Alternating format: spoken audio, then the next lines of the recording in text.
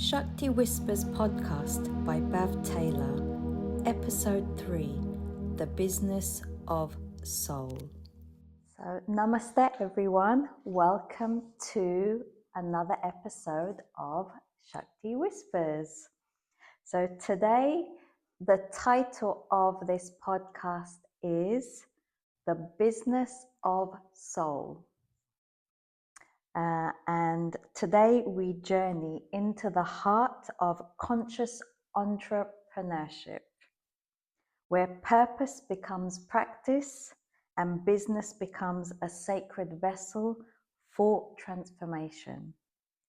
So my very special and sacred guest today is Farah Liz Pallaro, who is a guiding light, weaving spirituality, fashion, and leadership into one graceful thread, and has been my spiritual business mentor for many years now.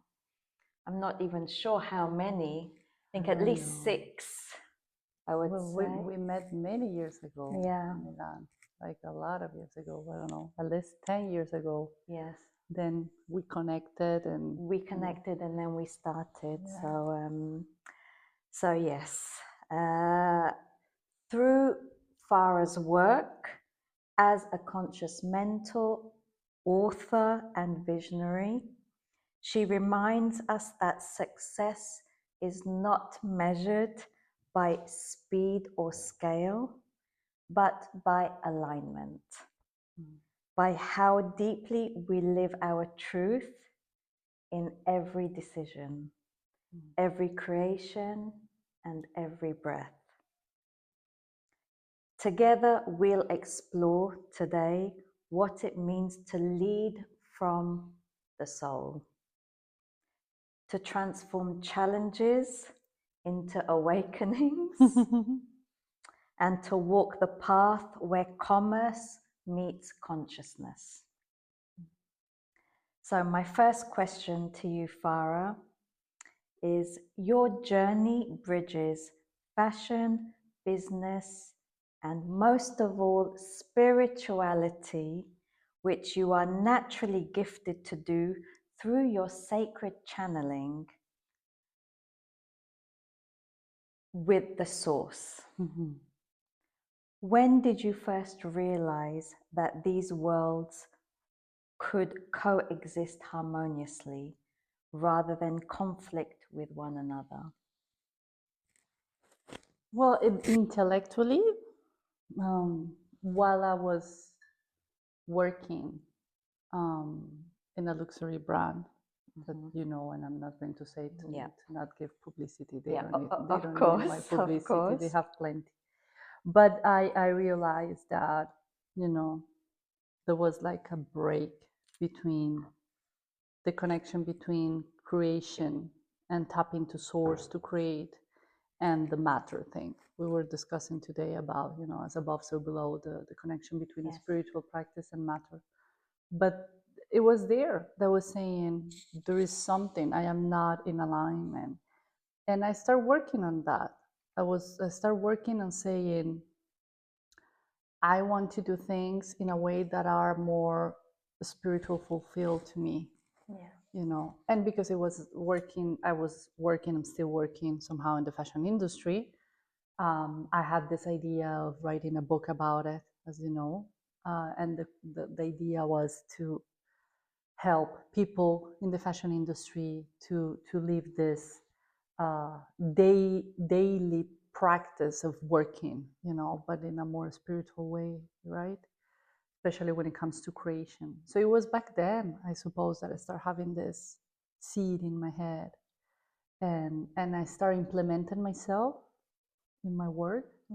And from there, it became a book, a sort of simple methodology, because it was mostly also for my students in the fashion schools. Because you're a professor. Yes. And which nurtured me a lot, because working, as you know, in design departments and everything is so challenging, it's so draining. The first burnout came there. So starting to teach nurtured me and got me back in alignment. Yeah. And so it was, the idea was, to give something to the students. So it was more or less, I will say, I don't know, 20 years ago that I start having this, which it has been out there, in many spiritual philosophies, Yes. So the laws that talk about this, right? But it was really this connection between fashion and spirituality that really connected me to you, because I think I probably had founded my company maybe 2 years before. So obviously I'd never had a mentor before that stage, because in the world of fashion, sustainability didn't even exist. Like the UN goals hadn't even been launched. So you were actually my first, business mentor, but it was spiritual business mentor. So I was very, very grateful to have been connected with you. What was the moment or the lesson that transformed your understanding of business as a spiritual path?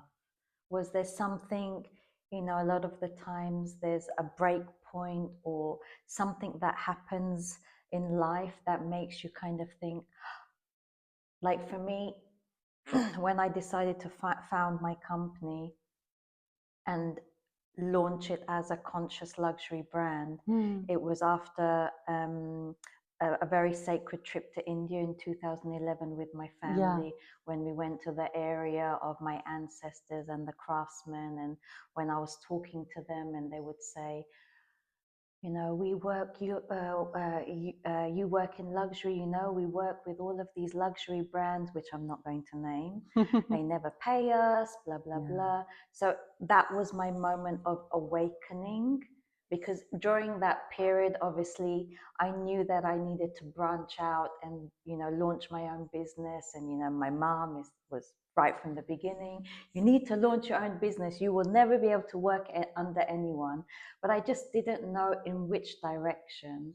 So for me, that was like the awakening moment. Like, okay, I'm in luxury fashion. I'm going to use it as a vehicle to communicate sustainability. Was there any event or situation that kind of made you think? Well, the first thing that at one point you realize that business is not detached from spirituality. I mean, spirit is everything and it's everywhere. It's everything, it's everywhere. Holy Spirit is everything and it's everywhere. So business is something we create, and we create as vessel of that godly force, right? So in a way, it's a result, or it should be a result of that connection with the spirit. The thing is that when we talk about business, same as I wrote in the book, you have heart-driven companies, fear-driven companies that create heart-driven businesses, fear-based businesses.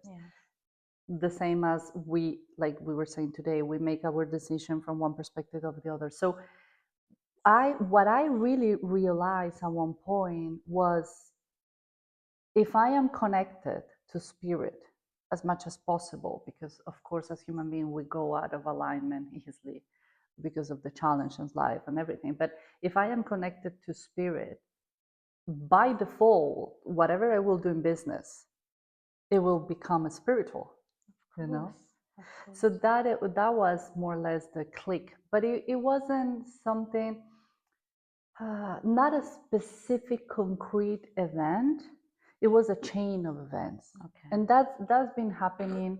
That's a pattern in my life. Then some events are more dramatic or more crucial or more game changer than others, but it's like a chain of things that connect, that make you arrive to a specific point. So it was my path in the fashion industry, and the way I was seeing fashion and the way I was seeing business. And because of my spiritual background, or my hunger for knowledge of a spiritual wisdom that always drove me to that, it came as a, Yes. So I connected the things, and like I always like to create bridges, as I said, right? So I connected the things. You were the bridge that connected me to shamanism, and through my with Celine Baron, who is one of my Shakti Sphere spiritual artists. Go and check her out on my website. And it was through the journey that I did with her that a whole heap of heavenly glory is currently happening to me. So, Oh, she's an amazing catalyst for that. Her work is so important because it, like you said, it opens something that you still see in it through the years. After the years, you still see, oh my God, that's part of the work I did with her. So she has this long-term wave of openings, right? That is very nice. Okay, so now moving on to purpose and conscious entrepreneurship. You speak of light workers in the fashion industry. How can conscious entrepreneurs embody that light while navigating today's commercial pressures?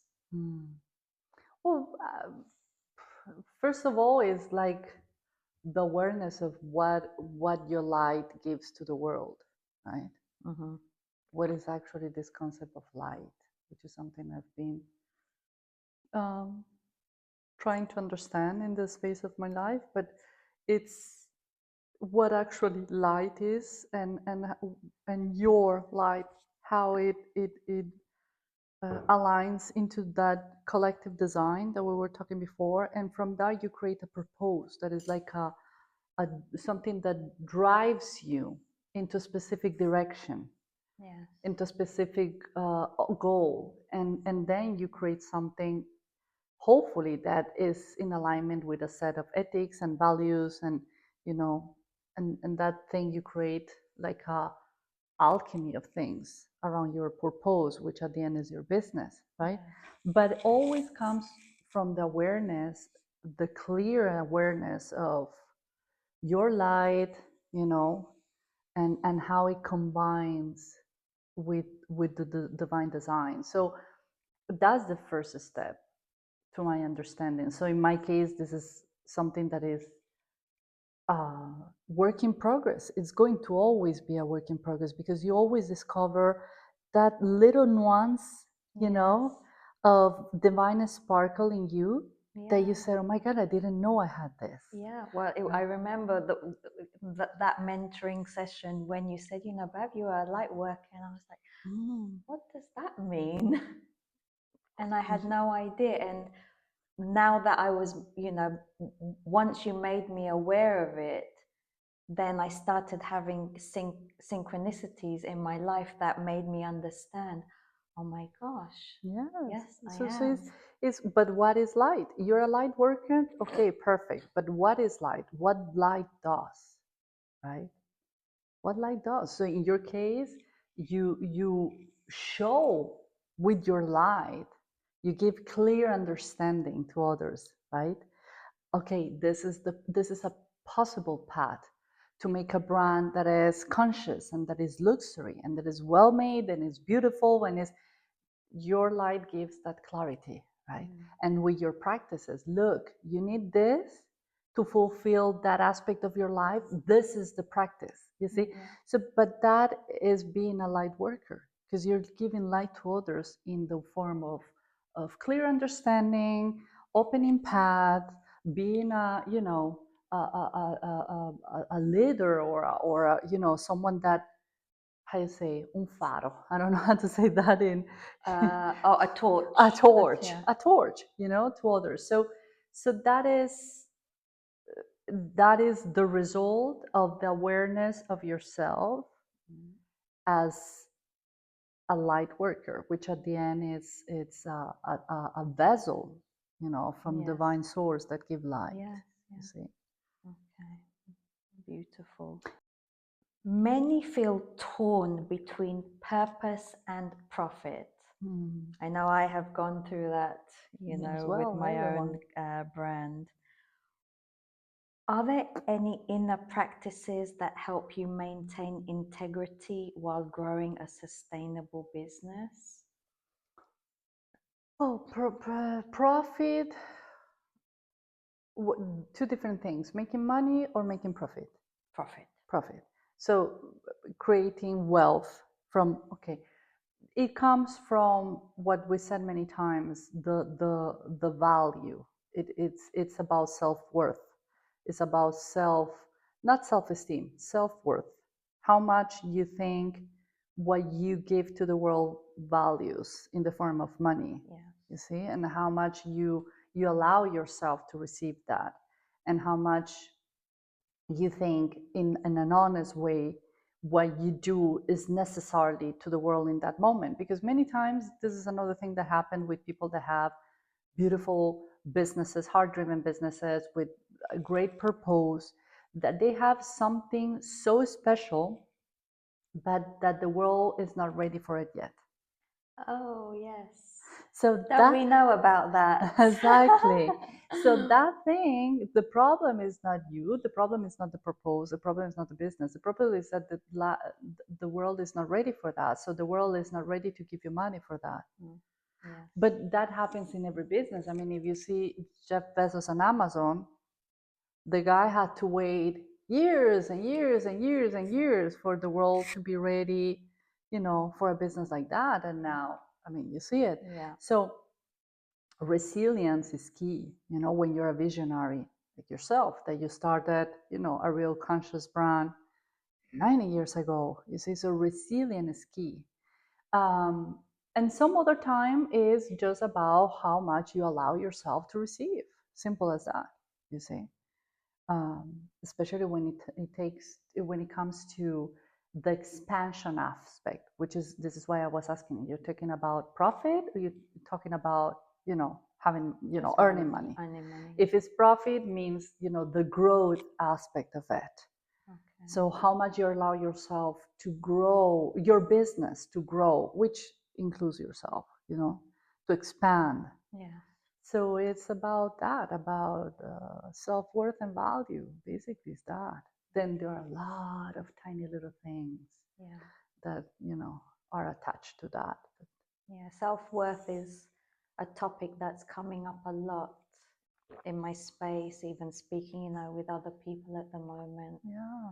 Because on the outside, it seems that, someone may look as though they feel very worthy, but, behind the scenes, they really lack a lot of self-worth. And that is not allowing the abundance and wealth to come across. Because every human being has an issue with self-worth. Yes. And we were talking about that, is out of the guilt of many, many things, and we're not going to go into, religion or spiritual beliefs, because, everyone has their own, and that's fine, but it comes from very ancient things and epigenetics and like a lot of stuff. Yeah. But every single human being in one sort of percentage has a problem with self-worth. Everyone. Yeah. So it's important to find the tools to be able to work on that. Mm-hmm. And that's what the Shakti sphere is here to help and guide you and show you the light.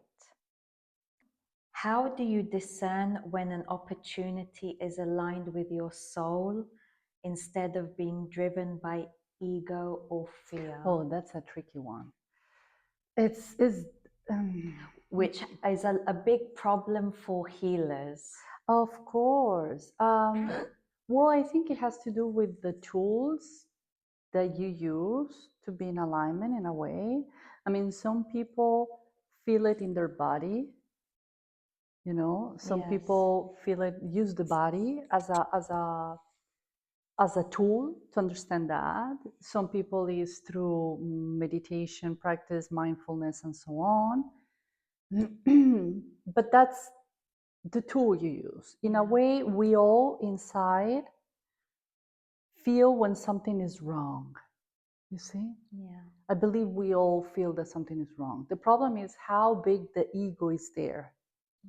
Because we all have an ego. I read once that is like an algorithm that we all born with. and some of us have a bigger ego in a sphere of life and some other in another aspect of life. Some people has it professionally speaking, some people has it in relationships, whatever. So how big is your ego there that is blocking you from seeing the right choice? But we were talking before, remember, making a specific choice out of love, it has a specific outcome, which is expansion, and usually 99% of the time things go well. But if you do it from fear, that decision,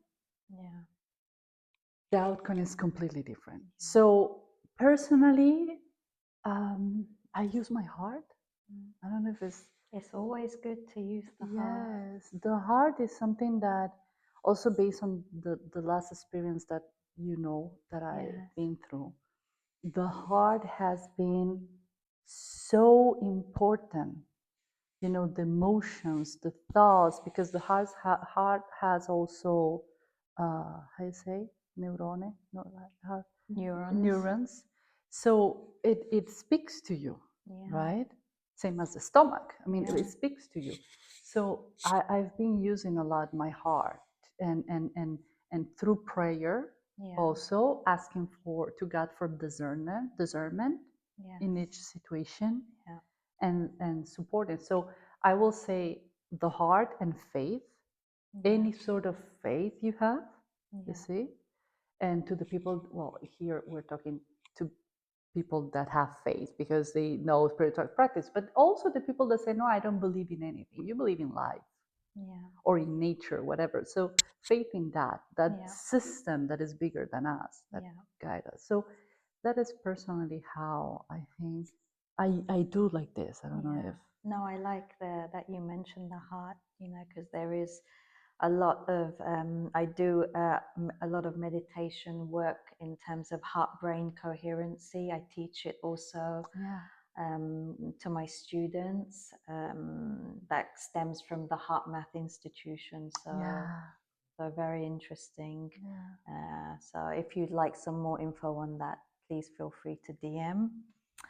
Okay, so now moving on to embodiment leadership.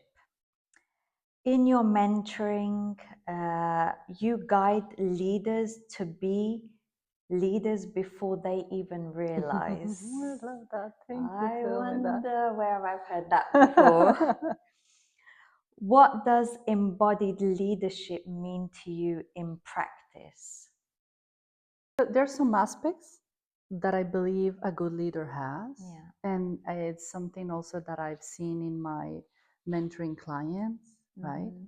And is that honestly, to be honest, like in a very bold way, right? So that honestly of saying, this is what I am. I am not. I remember you telling me, speak your truth, Bao. Be authentic as you are. Speak your truth. Be fearless. Exactly. That's something you all have as leaders, in your fields, in your businesses. So to be honest and transparent and not trying to sell something you're not. That's the opposite of being a leader, a right leader. And that thing of being honest and bold and truth to yourself no matter what, even if it's uncomfortable, in your daily life, not just in your daily professional routine, apply it in every decision you make, you see? So I think is that basically. And then together with that set of values and ethics that are linked to your purpose and to what drives you every day to deal with the challenges of your business and keep going, those are the things that I observe that all my clients have. And I'm so happy to observe that and say, hey, this is what you are, and go for it. Because like conscious leadership. Yes. So this is something very much that I integrate into into my holistic advisory yes, and as it's well. good that you asked that question, that you prepared that question, because there's a lot of things going on about consciousness. Like consciousness have become a word that everyone attached to anything, so it becomes a fancy way to just like sustainability. Exactly. So I tried to avoid, like I wiped that word off my website at one point, and I switched to conscious. Now that's like wiped. Exactly. And I said, but at the end, what is like being, hey guys, this is what I am. And this is what I believe in, and this is what I think it can serve and help and support to evolve a specific industry or the world in general, and show it in a basically it's just be respectful. Exactly. Treat people, things, situations in a respectful way as you would want to be treated. Yes. Okay. So as we were talking about, the divine feminine and the divine masculine before, how do you invite divine feminine energy, which is intuition, flow, receptivity, into a business context that often rewards logic and structure? So you being, a leader, a feminine business leader, how have you been able to use that in a way that allows you to maintain that divine feminine and not switch to, being a woman but bringing out the divine masculine? How have you been able to, manage that balance? Because that was one of the things that really attracted me to you as a business mentor, because first of all, you were a woman, but you had that feminine energy in you. You weren't a woman where, oh, I am a power leader, I'm this, I'm that. You always ensured that I should respect and maintain and cultivate that feminine side of me, that gentleness. Well, the thing is that now that you're saying this, I'm asking, do I consider myself a leader? That's the first thing. Of course. Well, I think the balance came from that humble inner position of saying, I'm trying to be a leader of my life, first of all, and to make sure I do my best in that aspect, in the own leadership with myself and my own authority. I'm touching the microphone, I'm sorry. And from that, okay, guys, I learned this, I think it worked, I try it myself and guide others. But it wasn't always feminine. It's not always feminine. We all have masculine and feminine inside. But for many years, I was very much in my masculine energy. And it took me to burnout, you see? Because my vessel is a female vessel. It has nothing to do with sexuality, you know? It's the energy. So I was not creating enough. I was not nurturing myself enough. I was not, and it was the burnout that pushed me to necessarily a healing process to balance my energy and to flow more, force less, be more creative instead of so driven and so directional and so analytic. Allow things to happen even if they are not what I was expecting. There is a reason, and many times it's because it's a different path that I go, a different direction that brings me more fulfillment in my business. So that was the thing. But it's still, again, a work in progress, because it has to do also with age, if you allow me. Yeah, of course. There is a moment that you say, I don't wish anymore to chase something. Yes. You see? Yeah. So I'm going to create something and put it out there and try, and propose it here and there where my heart tells me to go, and then let divine say, yes, it's useful. Yeah. No, it's not. Yeah, and generate the right people, the right Yes. situation, the right experiences to come your way to help you cultivate that. Yes. Definitely. So I think we come from the generation of learn from exhaustion. Exactly. So that's why the Shakti sphere is here to give you the tools so you don't learn and evolve from exhaustion.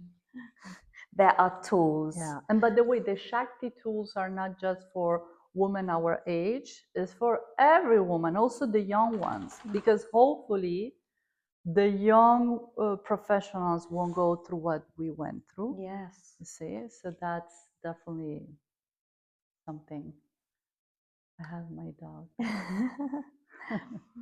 So moving on to spiritual practices for growth.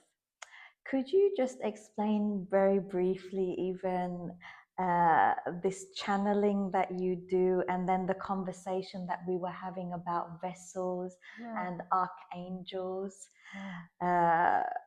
just to give people a bit more of an insight into these things, like taking the taboo out of them? Yeah. Well, the channeling. What is channeling? We all channel. We are all able to channel. I believe that it's how you connect your senses with the soul of the world. And the soul of the world is something that comes to my mind now because one of the books that I reread, that I think I mentioned to you, is The Alchemist from Paulo Coelho, that I read many years ago. Yeah. And I, like a few months ago, I read it again. And he talks about the soul of the world, right? So channeling is being in connection with the soul of the world that speaks to us all the time. And it's something we all do. So in my case, since I'm a child, I'm able to be very empathic with that soul of the world, especially when I give clarity to others and I see clear this for you, that, oh, you should do this with your business, because I'm speaking to the soul of the world that wishes to speak with you, but use me as a vessel, in a way, is something like that. But I don't do it professionally as a channeler, because there are some spiritual people that do that. But what we were discussing before, so going back, that we all are able to channel, we are all vessels of that. I call it God because I'm a believer in God, but you can call it also universe of divine force that creates everything. So there's no middleman, there is no middle person. So when we talk about angels, channeling angels, or channeling this or channeling that, at the end, that energy is a vessel. You see, that energy is a vessel.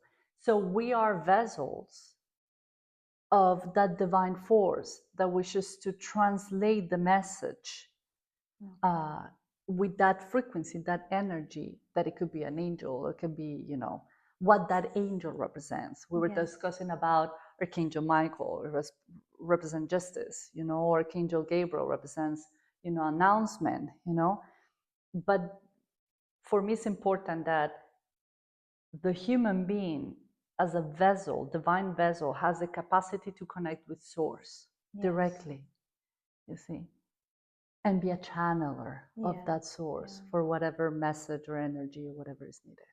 And that's why it's important to cultivate, the body through practice. So, active practice in terms of, for me, it's yoga or my Shaolin martial arts, some kind of meditation practice, because it allows your body to become more receptive to these energies. Okay. Is there a mantra or a guiding principle you return to when business challenges test your faith? So when you have a situation in business and you're like, what is there anything that you do? Yeah, I have my set of prayers every single day that I do every morning. Yeah. When I wake up, and that is not just for business, that is for life, and it applies business. There is a specific prayer that I do for business, for work, and every single day I wake up, I kiss my dog, and then I do my prayers, and I have a set of them, like 10 prayers, and I choose what I feel to pray. You know, some of them are constant and they're the same. Some other is like what I feel that, and that is for sure something that is my, you can call it mantras. Yeah. Mantras are also prayers in a way. You see? Yeah, of course. So again, saying I believe in God, so I use that, and it's been so much a healing process. And I read many years ago this, that the power of prayer is so beautiful, because at one point when you pray constantly something, your frequency becomes the frequency of that prayer. So elevate us, praying elevate us. Yes. You know, and this, every religion has this, you know, prayers for that reason. Yeah.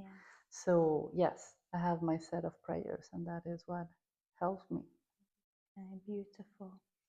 And last question, in terms of legacy and evolution, if you could leave one sacred truth about business and spirit for our listeners today, what would it be?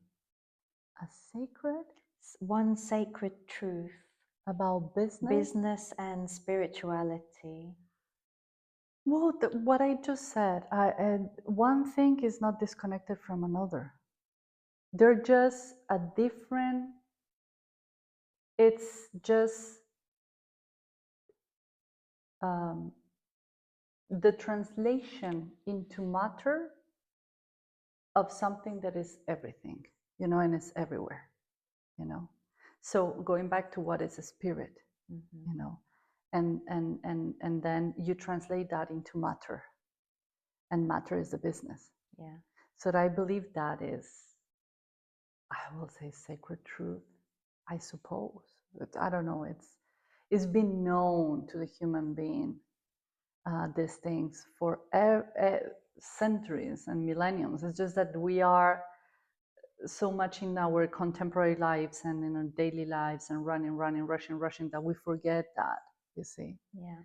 That I remember I was hearing Elon Musk in an interview and said, "There is no stuff if you don't create stuff." So that's the thing. So how it translate that you channel, you know, with your, as a vessel, from a spirit or from the soul of the world, and you in your mind and in your heart, you create a product or a service out of that. You see, that is beautiful. And then just lastly, could you give the audience a bit of an insight into your book? Oh, my books! Oh my God! Well, first I've been writing the second book already years, because after the first one is like, someone told me, an editor, and said the first one is easy, it's the second that is the challenge, because you start questioning, no, I should do this. You know the experience of a book already, so you start panicking. And the first one was Fashion, Business, Spirituality, and it was. You can find it on Amazon. Thank you. And it's so funny because that book is still open doors and everything by its own. I don't promote it. I don't just still you receive. But I have my students, they're like, oh, I read that book, you know, because you know it's part of the reading list. And oh yeah, we read that book. It's so insightful. So I always said that a book is not for you. If you write a book for you, you're doing it from ego. A book is a service. A book is something you do, is a message or something. Transfer of knowledge. Of knowledge, exactly.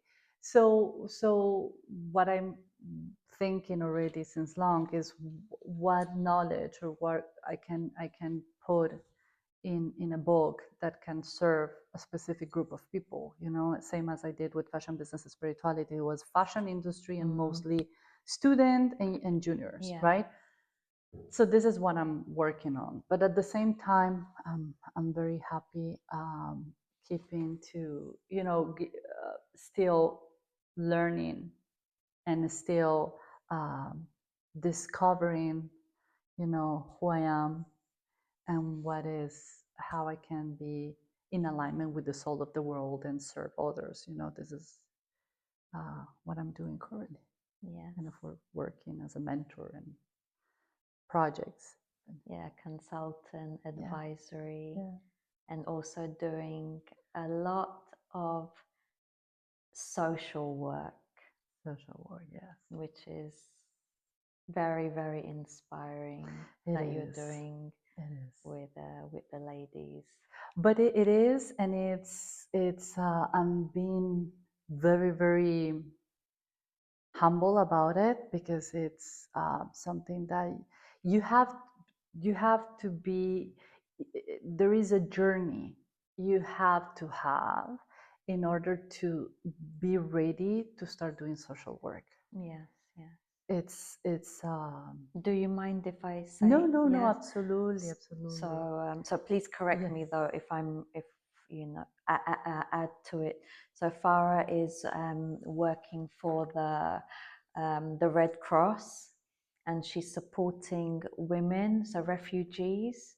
Well, different kinds of women. Yeah, it's the Red Cross in every part of the world. I believe they have this amazing project of inclusion, you know, social inclusion. Yes. So the idea is to, same as I do with my clients, is to do this mentoring programs to help this woman to be more in alignment with their talents and their abilities in order to be in society with better professions and have access to better jobs, you know, in a way. Yes. And also it has something to fashion, because we're creating also these workshops that has to do with creativity and textile and upcycling. And so, yeah, it's a project that is very beautiful, and with this amazing team of the Red Cross, Italian Red Cross, Veronique and Elisa, we're creating together with this woman, because at the end, these projects, the ones creating it are the woman that come and say, I'm interested, I need help with that. So it's still evolving. Yeah. But I was telling you before, you see a lot of situations that are, of course, need to be treated with respect. So little by little. Yes, yeah. You know? But it's very inspiring, you know, because you're telling these women who have lost their confidence and lost their self-worth, and you're telling them, based on your CV, of course, you are able to get this type of job. Why are you looking at this lower type of job?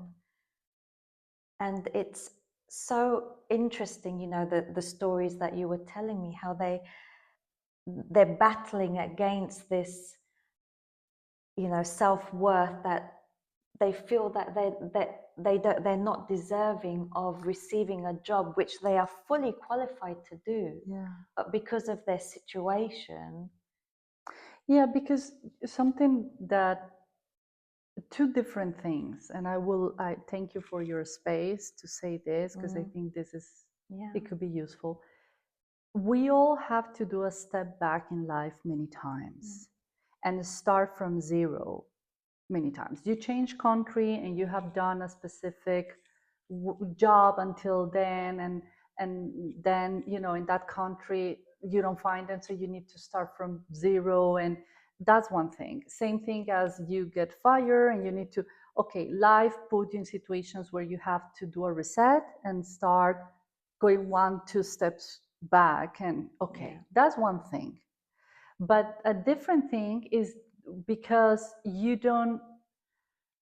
of many things that I'm not going to touch here, because we're touching, of course, discrimination, and we're touching very negative things, and your space is positive. So let's keep it like this.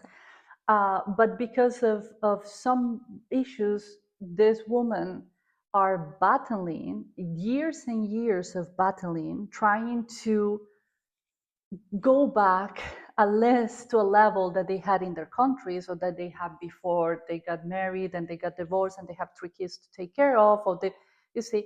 So that is a different thing, and that is when it applies what you say. You can do this, you know, you've been battling enough. So why you keep, you know, and is that gap of not having opportunities or not having someone that helps you to breach the gap to have those opportunities. So the Red Cross is very good in this, and this is what we're trying to do. Because of course you can always go to an agency, give your CV, but many times your CV is not written properly, or you, like you say, because of self-work, you forgot that what you used to do 20 years ago, and it was like a hobby, it can translate in an amazing job that you can do today. So here mentorship is useful. So this is what we are adding, you see. It's not just giving you a database of agencies or connections. It's also helping you with that, you see. Well, I am sure that the women at the Red Cross are very, very grateful for your sacred light.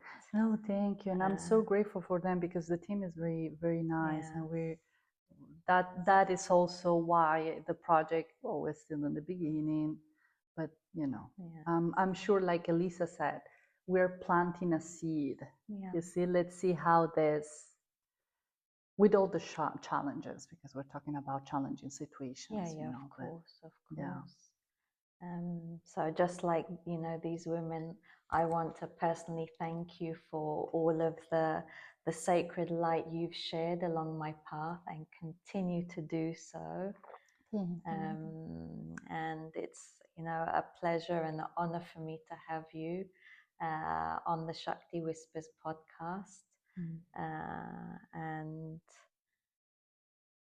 if you haven't discovered Farah, please do. I will below in the links add her website details, so you can contact her for consultancy work, advisory work, and I look forward. Or just to have a chat. That's just to have a chat. That's perfectly fine. Or just to have a tisana. A tisana, yes. And I'm just very grateful for evolving me and my business into the platform it has become. So, and I look forward to the next phase of evolution together. It will expand, you know that. Thank you. Thank you guys, as always, for your support and listening. And we will see each other next time on Shakti Whispers. Namaste.